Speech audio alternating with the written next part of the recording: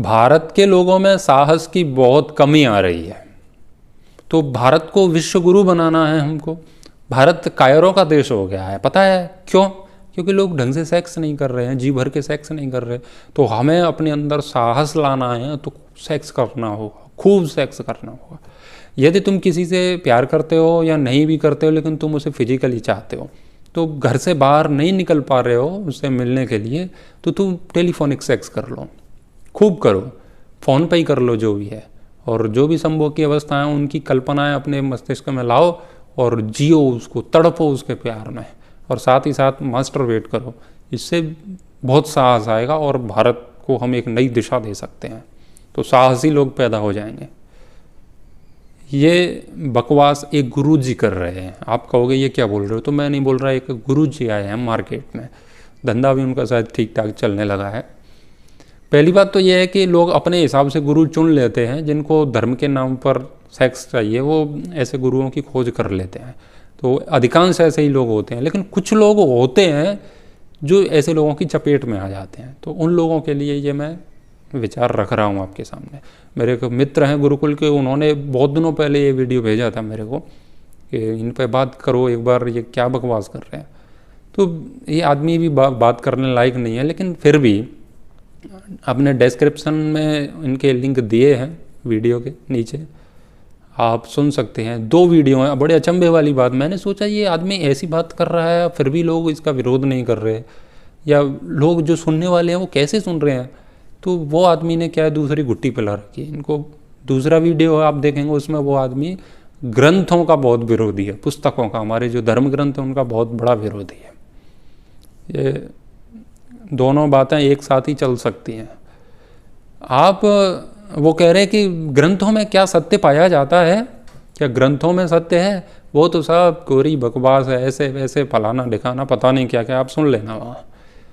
तो वो कह रहे हैं जो ग्रंथों में उलझे रहते हैं वो कभी सत्य को नहीं पाते, सत्य तो ऐसा है वैसा है। वो तो देखो, वाचाल लोगों की कमी नहीं है समाज में। तो ये सब चल रहा है। अब क्या कहा जाए, होता क्या है, ये लोग तुमको ग्रंथों से दूर क्यों करते हैं? आप गाड़ी से कहीं बाजार में जा रहे हैं, आप कल्पना कीजिए, और आपकी गाड़ी में शराब रखी है, अवैध शराब। अब पुलिस वाले ने आपको पकड़ लिया, अब आप क्या करोगे? अब वो आपकी गाड़ी की जांच करेंगे तो करने दोगे आप उनको? सीधे सीधे नहीं करने दोगे। वो क्या करेंगे, आप क्या करोगे? आप उससे कहोगे अरे मुझे देर हो रही है, मुझे जल्दी जाने दो यहाँ से, और मुझे हॉस्पिटल जाना है, मुझे या घर जाना है, और भूख लगी है, बच्चे रो रहे हैं, जो भी है, हम बहुत बहाने बनाएंगे। और ये देखो कागज़ देख लो, मेरे पास कागज़ भी हैं, और औरों को क्यों नहीं पकड़ रहे हो? अरे गाड़ी में कुछ नहीं है, उधर क्यों झांक रहे हो? वो 1000 प्रयास करेगा कि आपकी गाड़ी की कहीं जांच ना हो जाए, क्योंकि उसे अच्छे से पता है यदि पुलिस वाले ने गाड़ी की जांच कर ली, वो डिग्गी खोल दी, तो उसमें शराब मिलेगी तो धंधा बंद और दंड भी मिल सकता है। तो 1000 प्रयत्न करेगा कि उसकी जांच न की जाए, वो वहाँ तक नहीं पहुँचने देगा पुलिस वाले को जहाँ पर गड़बड़ है। ऐसी ही ट्रिक अपनाते हैं आजकल कुछ नए नए गुरु जो आ रहे हैं, कहीं से भी कोई भी आ जाता है, तो वो आपको हर संभव प्रयास करेंगे आपको आपके ग्रंथों से दूर करने का। वो कहेंगे उस ग्रंथ में क्या है, उस ग्रंथ में क्या है, पंडितों के लिखे हुए हैं, वो तो पुरानी बातें हो गई, अपना सत्य हमें देना है। क्या हमने कभी नया सत्य खोजा है? हमने कुछ नई विधि दी है लोगों को? वो तो सब सड़ा है, गला है, बुसा है, उसमें क्या है? और फिर उधर उधर के वो फालतू के उदाहरण लेकर के आते हैं और तुमको ऐसा कर देते हैं कि तुम ग्रंथों के नाम से, ऋषियों के नाम से ही घृणा करने लगता है। वो सब बकवास है। गुरुजी एकदम फ्रेश ज्ञान दे रहे हैं, अभी नया। गुरुजी नया, जो नए देने के चक्कर में रहते हैं ना लोग, हमें कुछ नया देना है और गुरुजी से कुछ नया सीखना है, ये तो सामान्य बातें तो सब करते ही रहते हैं। तो नए के चक्कर में जो हमारा जो सत्य है, जो प्रामाणिक चीज़ें हैं, जो हमारे जीवन को कल्याण की ओर ले जा सकती हैं, उन सब से ये लोग दूर कर देते हैं, क्योंकि अपनी दुकान चलानी है उनको नए के नाम पर। हम कहते हैं, बहुत लोग सोचते हैं कुछ हट करके लोगों को देना है, हट करके। भाई हट करके क्यों देना चाहते हो? सत्य जो है वो पहले कहा जा चुका है। आप ऐसा कुछ भी नहीं कह सकते जो नया हो सत्य के रूप में। कि भाई मैंने ये सब खोजा है, पहले से सब कुछ कह दिया गया है और सब खोजा जा चुका है।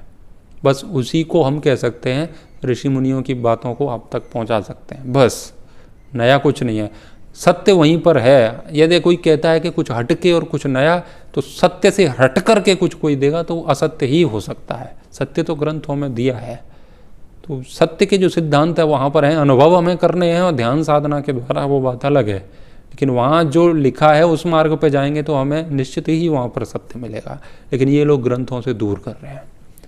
इनको पता है, ये जो सेक्स की बात कर रहे हैं ना ऐसे कि ऐसे करो साहस आएगा, इनको अच्छे से पता है कि ये व्यक्ति यदि ग्रंथ के पास गया तो कहीं इसने भर्तृहरि जी का वैराग्य शतकम पढ़ लिया, जहाँ पर कह रहे हैं कि भोगा न भुक्ता वयमेव भुक्ता, तपो न तप्तम वयमेव तप्ता, कालो न यातो वयमेव याता, तृष्णा न जीर्णा वयमेव जीर्णा। कि जो भोग हम भोग रहे हैं ना, वो तो भोग हम नहीं भोग रहे, भोग हमको भोग रहे हैं। और हमारी जो डिमांड है, हमारे जो डिज़ायर है, हमारी कामनाएं हैं, वो कभी बूढ़ी नहीं हो रही। हमारे लालच कभी ख़त्म होने वाला नहीं है, बूढ़ा नहीं हो रहा है। हम ही बूढ़े हो रहे हैं, हम ही बुजुर्ग हो रहे हैं, हम ही जीर्ण हो रहे हैं, सड़ रहे हैं, गल रहे हैं। कामनाएं वैसी की वैसी ही हैं एकदम, और वो हमेशा तृप्त रहने वाली हैं। तो उस ग्रंथ को पढ़ोगे तो बाबा जी की दुकानदारी बंद, तो वो हर संभव प्रयास करेगा कि तुम ग्रंथ की ओर मत जाओ। वो ब्रह्मचर्य की बात करेगा तो सीधे ब्रह्मचर्य, मतलब वो कहेगा ये वीर्य वाला ब्रह्मचर्य, ये कोई ब्रह्मचर्य है, ये तो ऐसी बातें हैं, वैसी बातें हैं। ब्रह्म तो वो है जो ब्रह्म में खो गया है। बातें बहुत तगड़ी वाली करते हैं लोग, क्योंकि उनको अच्छे से पता है कि तुम यदि महर्षि पतंजलि के पास जाओगे, महर्षि व्यास जी के पास जाओगे, तो वो कहेंगे, वहाँ पर ब्रह्मचर्य की शिक्षा देंगे आपको। वहाँ कहेंगे कि ब्रह्मचर्यम गुप्तेन्द्रियस्य उपस्थस्य संयमः, आप इसको कंट्रोल करो, नियंत्रित करो अपनी जो कर्म इंद्रियां हैं, ये ब्रह्मचर्य है, ये भी ब्रह्मचर्य है। तो इसे तो मैं हटा देंगे, खूब सेक्स करो, जो भी करो, बस ब्रह्म में खोए रहो। मतलब ब्रह्म को पागल समझ रखा है लोगों ने। मतलब तुम पूरी अय्याशी करो और फिर ब्रह्म में खो जाओ, ये बहुत नौटंकी चल रही है। तो वो नहीं चाहेगा कि तुम महर्षि पतंजलि का सूत्र पढ़ो। चेला अपने गुरुजी से पूछ रहा है कि गुरुजी जीवन में बहुत दुख है, तो वो कहेंगे तू गुरु पर श्रद्धा रख, बस सब हो जाएगा, गुरु की मालिश करो, सब ठीक हो जाएगा। क्योंकि गुरुजी को पता है कि कहीं ये महर्षि पतंजलि के पास चला गया तो कहीं इसने वहाँ पर पढ़ लिया कि जो दुख का कारण है वो तो अज्ञान है और वृत्तियाँ हैं, और वृत्तियों का निरोध गुरुजी की शरण में जाने से नहीं होगा, गुरुजी की तेल मालिश करने से नहीं होगा। अभ्यास वैराग्याभ्याम तन निरोध है, उनका निरोध है वो अभ्यास और वैराग्य से होगा। तो फिर चेला भटक जाएगा, वहाँ से चला जाएगा, फिर वो अभ्यास और वैराग्य में लग जाएगा। तो गुरुजी की सेवा कौन करेगा? तो वो चाहता है कि तुम ये सब मत पढ़ो। गुरुजी ने तुम्हारे दिमाग में बिठा रखा है हम वैरागी हैं, तो तुम गुरुजी को वैरागी समझ रहे हो, तो गुरुजी की सेवा में समर्पित हो। लेकिन कहीं तुमने गलती से पढ़ लिया कि दृष्टानुश्रव्य का विषय वितृष्णस्य वसीकार संज्ञा वैराग्यम, भाई वैराग्य तो ये है और गुरुजी तो इस सब में लिप्त पाए जाते हैं, तो इस हिसाब से गुरुजी तो वैरागी नहीं है। तो ये तो समाधि की बात करते हैं और समाधि बिना वैराग्य के होगी नहीं। तो गुरुजी की पोल पकड़ी जाएगी, तो गुरुजी तुमको वो ग्रंथ नहीं पढ़ने देंगे, कह देंगे जला दो इनको, ये सब बकवास है। गुरुजी कहेंगे कि मैं ही सत्य हूँ, अब तो कुछ बचा नहीं है, गुरु पर श्रद्धा रख। क्योंकि उसने सही परिभाषा पढ़ ली कि स एष पूर्वेशाम गुरु कालेन अनवच्छेदात्, गुरुओं का गुरु वही है, ये गुरु तो सड़ जाएगा, गल जाएगा, मर जाएगा। तो उस गुरु की शरण में चेला भाग जाएगा। तो पकड़ के रखो इसको, ये वहाँ जाके ना पढ़ ले कुछ भी। गुरु जी कह रहे हैं कि मैं ही भगवान हूँ, मैं ही परमात्मा हूँ, मैं ही अवतरित हुआ हूँ, मेरा नाम रामपाल है। तो ईश्वर का क्या नाम है कि रामपाल है। तो उसको पता है अच्छे से कि कहीं इसने ग्रंथ पढ़ लिया तो ईश्वर के विषय में कह दिया कि तस्य वाचक प्रणव, उस गुरु का नाम तो प्रणव है, ओमकार है, उसका नाम तो ओम है ना परमात्मा का, वो ये उसने पढ़ लिया। तो वो तो ये समझेगा अरे प्रणव है, गुरुजी तो बता रहे रामपाल है, तो गड़बड़ हो जाएगी, फिर खतरा है ना दुकानदारी को। शिष्य पूछ रहा है कि गुरुजी मोक्ष कैसे होगा। तो गुरुजी कह रहे हैं कि बस यहाँ पर अपनी आश्रम में पहुँचा मारो, मोक्ष हो जाएगा।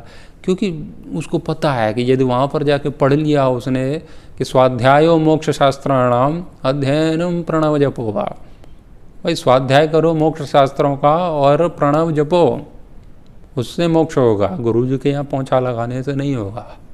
शिष्य पूछ रहा है कि गुरुजी कैसे मेरा काम चलेगा, कैसे शांति आएगी जीवन में, बताओ कुछ उपाय। तो गुरुजी तो कुछ भी उपाय बता देंगे कि बेटा तेने जो भी कमाया है वो सब मेरे को दे जा, हो जाएगा मुक्त, यही तो बंधन है, ये तेरे पास जो संपत्ति है सब कुछ अर्पित कर दो मेरे को, तेरा तुझको अर्पण, वह मेरा ही मेरे को अर्पण कर दे, सब मेरा ही है। क्योंकि उसे पता है ये व्यास जी के पास जाएगा तो व्यास जी इसको कुछ अलग ही कहेंगे। वो क्या कहेंगे, परम गुरु सर्वकर्मार्पणम, तुम्हारे जो सारे कर्म हैं वो परम गुरु उस परमात्मा को समर्पित कर दो, तब जाके शांति मिलेगी, निष्काम कर्म। तो वो सब नहीं पढ़ने देंगे आपको। गुरुजी तुम्हें आत्माओं का ज्ञान दे रहे हैं, तुम्हारा कोई प्रेमी प्रेमिका बिछुड़ गया, माई बाप बिछड़ गए, तो कैसे करके अब उनसे बात की जाए, तो गुरुजी तुम्हें उनकी आत्माओं को बुला करके तुमसे बात करा देंगे सीधे फेस टू फेस। हाँ, गुरुजी को अपनी आत्मा का नहीं पता है, आत्मा तो दूर की बात है, गुरुजी को अपने मन का भी नहीं पता है, अपनी इंद्रियों का भी नहीं पता कि ये किधर भाग रही हैं। लेकिन गुरुजी अपनी आत्मा, मन, बुद्धि और वो सब तो छोड़ के दूसरे की आत्मा को कंट्रोल करके ले आएंगे यहाँ पर और फेस टू फेस बात करा देंगे। वो ग्रंथ के पास नहीं जाने देंगे तुम्हें कि आत्मा के विषय में वो वहाँ पर पढ़ ले, क्योंकि वहाँ पर तो लिखा हुआ है कि न गति विशेषात निष्क्रियस्य तथा संभवा, ऐसा हो नहीं सकता, कोई किसी की आत्मा को लाया ले जा नहीं सकता जबरदस्ती।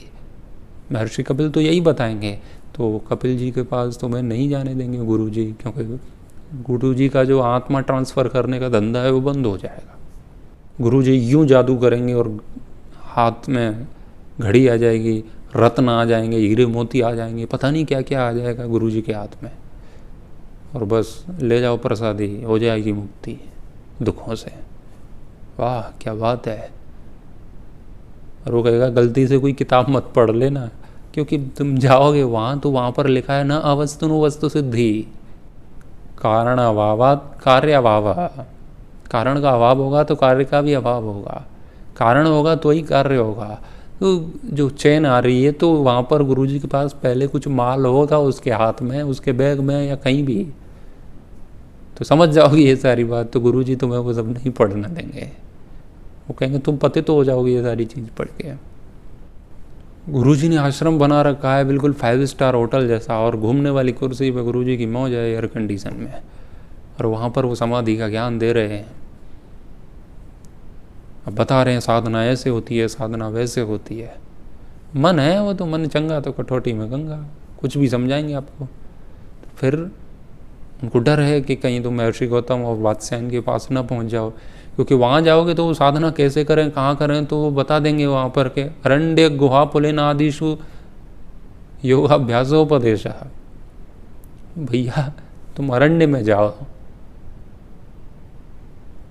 तो गुरुजी का तो फिर धंधा मंदा हो जाएगा भाई साहब, क्योंकि तुम सोचोगे कि गुरुजी तो अरण्य है, न गुहा है, न कुछ है यहाँ पर, गुरुजी तो बिल्कुल फर्स्ट क्लास लाइफ जी रहे हैं, लग्जरी लाइफ।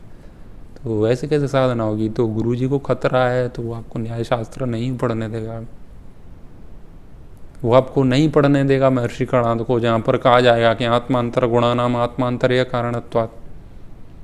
क्योंकि ये पढ़ लिया तो तुम समझ जाओगे कि कोई किसी के पाप पुण्य एक दूसरे में ट्रांसफ़र नहीं कर सकता है, लेकिन गुरुजी कर रहे हैं। तुम्हारे जो दुख हैं उनको दूर करने के लिए गुरुजी अपने पुण्य तुम्हारे ऊपर डाल देते हैं, तुम्हारे अंदर पूरा इंस्टॉल कर देते हैं अपने पुण्य को, तुम्हारे पापों को अपने अंदर ले लेते हैं गुरुजी। पाप और पुण्य का ट्रांसफ़र का धंधा चलता है गुरुजी का। यदि तुमने महर्षि कणाद को पढ़ लिया तो ये धंधा नहीं चलेगा। तो उनको हर जगह खतरा है, वो जब भी कुछ उल्टा सीधा बोलते हैं और तुमने ग्रंथ खोल के देख लिए तो पकड़ी जाएगी चोरी। इसीलिए वो चोरी पकड़ी ना जाए उसके लिए पूरा प्रयास करते हैं कि तुम ग्रंथों से दूर रहो। जो भी हमें हमारे ग्रंथों से दूर करता है ना, समझ लेना वो आपके जीवन का सबसे बड़ा शत्रु है। वो आपको आपसे दूर रखना चाहता है, आपका आपसे कहीं मिलन न हो जाए, आप अपने आप को समझ न जाए। सनातन धर्म के जो भी ग्रंथ हैं, उन ग्रंथों के रहते हुए, उन ग्रंथों को पढ़ते हुए हम किसी भी जादूगर की जादूगरी में नहीं आ सकते हैं। यदि अंधविश्वास से बचना है तो अपने ग्रंथों की ओर लौटना पड़ेगा, अपने दर्शनों को पढ़ना पड़ेगा, अपने साहित्य को पढ़ना पड़ेगा। और गुरु जी को बहुत बड़ी चिढ़ है ग्रंथों से, क्योंकि उसके रहते हुए इनकी दुकान नहीं चल सकती है। तो इनका बहुत ऐसे आंकड़ा है ग्रंथों से। अब देख लो, निर्णय आपको लेना है। नहीं तो सेक्स में अध्यात्म ढूंढो और साहस बढ़ाओ। गुरुजी ने बहुत साहस बढ़ाया है ऐसे करके। हाँ, क्योंकि गुरुजी के पास बहुत बड़ा टॉनिक है। ये लोग समाधि की और चेतना की बातें करते हैं, ये कोई बातें हैं, ये कोई ग्रंथ हैं? वो मतलब ऐसी ऐसी बात करेंगे, ये तो लो लेवल की बात है, ये तो प्राइमरी की बात है। हमें तो बोध को प्राप्त करना है, चेतना के ऊंचे आयामों को छूना है। ऐसे लगेगा गुरुजी सीधे सीधे समाधि से बोल रहे हैं, सीधे सीधे समाधि से। और इनकी चेतना तो इनकी इतनी उठी हुई है कि बुर्ज खलीफा भी वहाँ से बहुत छोटा दिख रहा है, इतनी ऊंची उठ गई है गुरुजी की चेतना, बोध हो गया है उनको। तो बातें तो ये जादूगर है। मैंने पहले भी आपको एक वीडियो में बताया था जहाँ पर उपनिषद में कहा है कि प्रवचन देना एक आर्ट है, एक कला है। बहुत ऊंचे प्रवचन बहुत नीचे स्तर का व्यक्ति भी दे सकता है, और हम प्रवचन में ही फंस जाते हैं गुरु जी के में। तो किसी भी गुरु से जुड़ने की आवश्यकता नहीं है। मतलब गुरु के पास जाके और गुरु जी जो भी कह रहे हैं, जी गुरु जी, जी गुरु जी, अपने ग्रंथों को देखिए। गुरु जी उसको समझाने में सहायक होते हैं। गुरु शिष्य परंपरा हमारे सनातन धर्म का महत्वपूर्ण अंग है, लेकिन गुरु जी कुछ भी बकवास करें वो सब नहीं चलेगा। तो हम अपने ग्रंथों को देखें, यदि ग्रंथ में ठीक है तो गुरु जी ठीक है, और ग्रंथ में गलत है तो कुछ बातें अनुभव के आधार पर जो उससे ही मेल खाती हैं वहाँ पर कुछ टकराव हो सकता है, लेकिन गुरु जी लेफ्ट जा रहे हैं और ग्रंथ राइट का निर्देशन दे रहे हैं, तो बिल्कुल विपरीत दिशा हो रही है। विचार करें, नहीं तो ये सेक्स गुरु ऐसे ही धंधा करेंगे भारत में। धन्यवाद।